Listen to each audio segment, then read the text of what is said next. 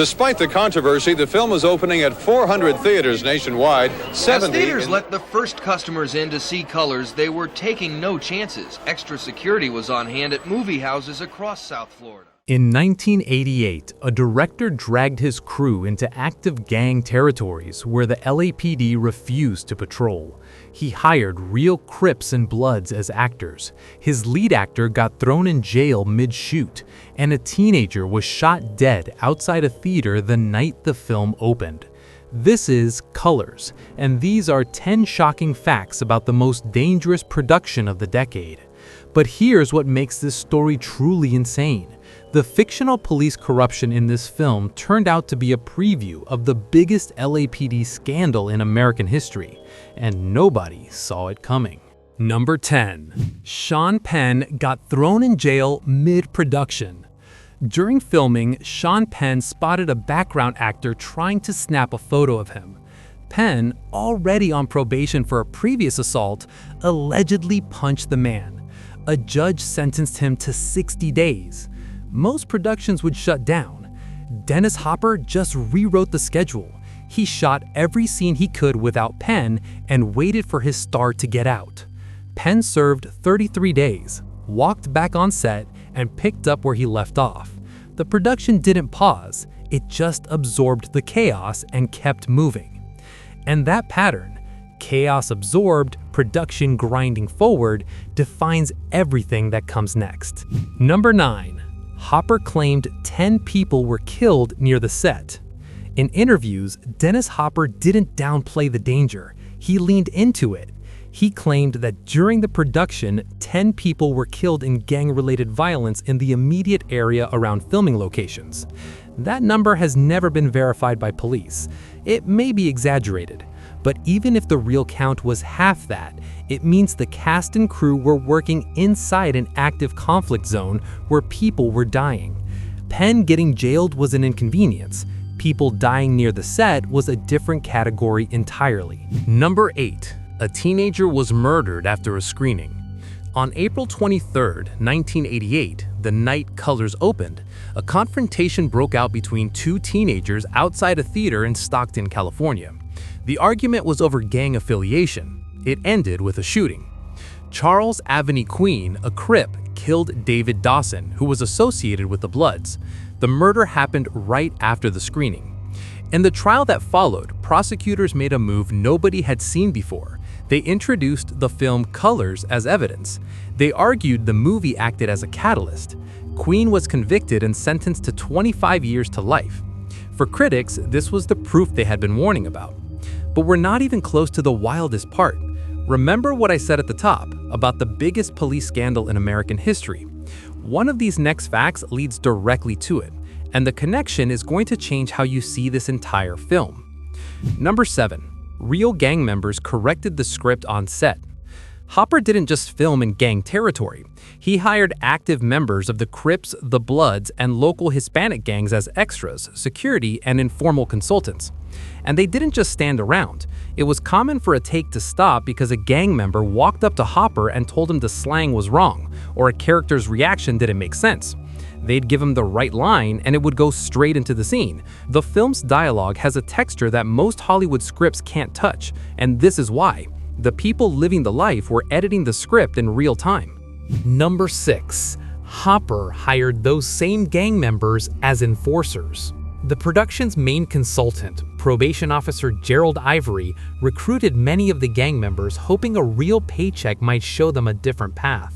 But he warned Hopper not to use them for security. Hopper ignored him. He hired members of rival gangs and put them to work side by side, securing locations on their own turf. The set became a temporary neutral zone, policed by the factions it was depicting. One wrong word, one misread gesture, and the whole thing could have collapsed. Every day on set was a coin flip. Number 5. The LAPD refused to protect the crew. When Hopper's team approached the LAPD for security, they got a flat rejection. Police officials warned Hopper not to film in South Central. When he went ahead anyway, the department declined to provide patrols. They considered the locations too dangerous for their own officers to maintain a consistent presence. The police told a film crew that the neighborhoods were too hot for cops.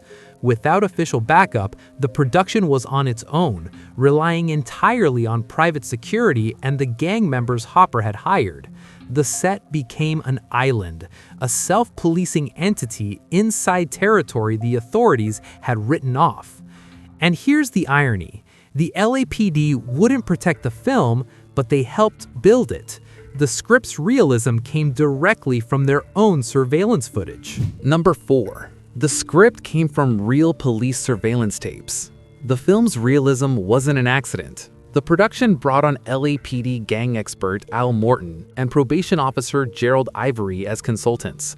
They gave the writers access to actual surveillance footage of gang activity, real conversations, real operations, real violence.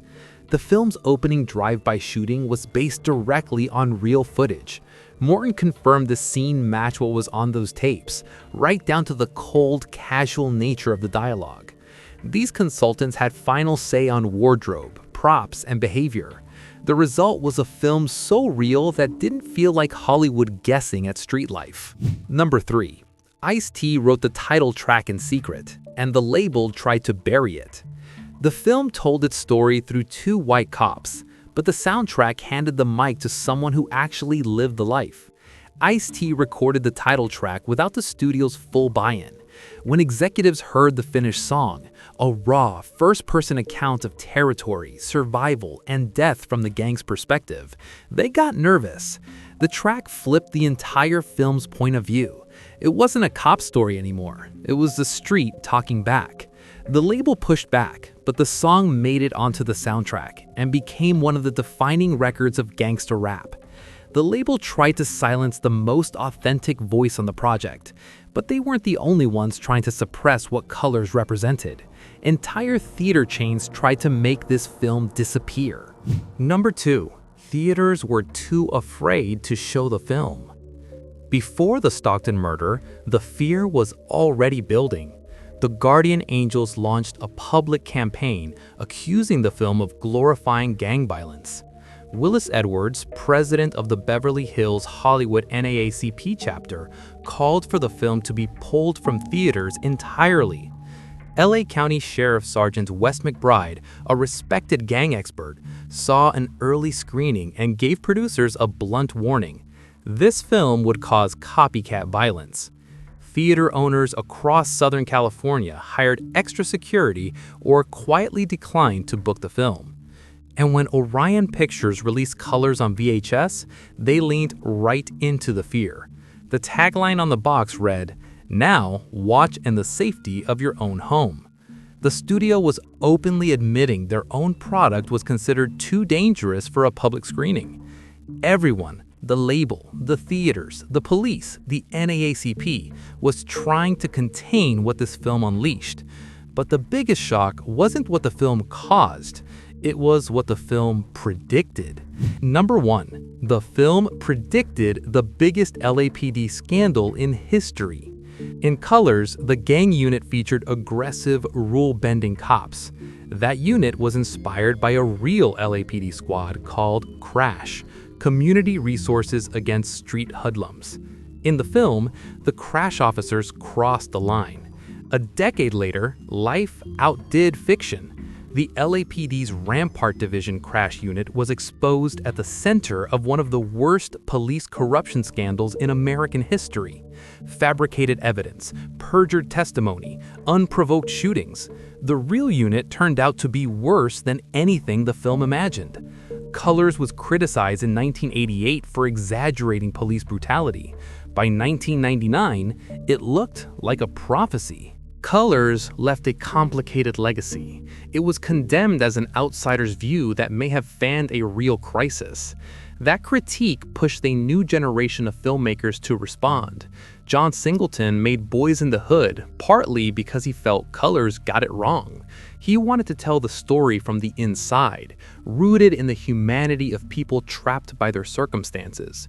But Hopper's film did what he intended. It forced mainstream audiences into a world they'd only seen in sanitized news clips.